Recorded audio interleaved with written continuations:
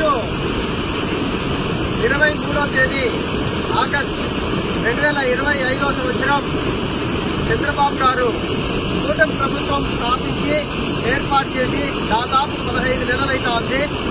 15 నెలల కాలంలో మనం చూసినట్టయితే ఎంతో మంది ఈ హంద్రీనీవా కాలువ గురించి ట్యాంకర్లతో నీళ్లు నింపి ఓపెన్ చేసిన పోయిన కాలం కూడా చూసాము.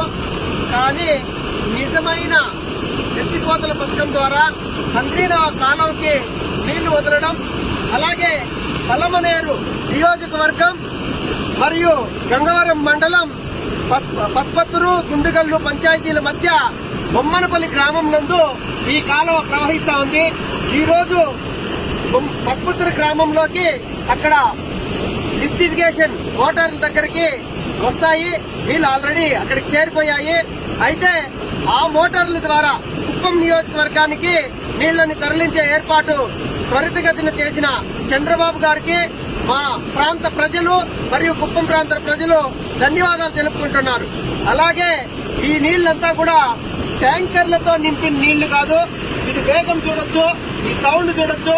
ఇదంతా కూడా మనం నిజంగా అక్కడి నుండి హంద్రీనీవా కాలువ ద్వారా నీళ్లు ప్రవహిస్తా ఉండేది మనం వీడియో ద్వారా మనం ప్రజలకందరికీ కూడా తెలియజేసే ఏర్పాటు చేయడం జరుగుతా ఉంది.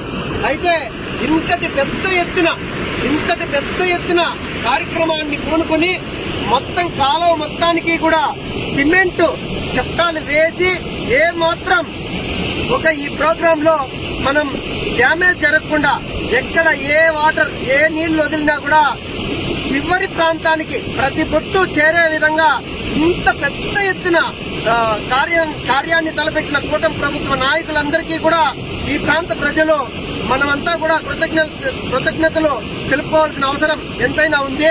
అయితే ఇది చూస్తా ఉంటే చాలా ఆనందం అనిపిస్తా ఉంది. చూసారా నీళ్లు ఎంత వేగంగా, ఎంత ఫోర్స్గా, ఎంత దీనిగా వస్తా ఉన్నాయనేది మనం చూడొచ్చు. అటువైపు అట్లా చూడండి.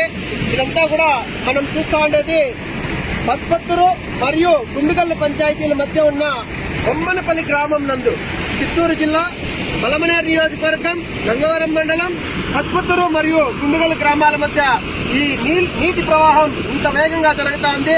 మేము కలలో కూడా ఊహించలేదు. 2014లో ఈ కార్యక్రమాన్ని తలపెట్టినప్పుడు ప్రభుత్వం చివరికి వచ్చేపాటికే ఓడిపోవడం, ఈ కాలువ పనులు అర్ధాంతరంగా ఆగిపోవడం, అలాగే దీన్ని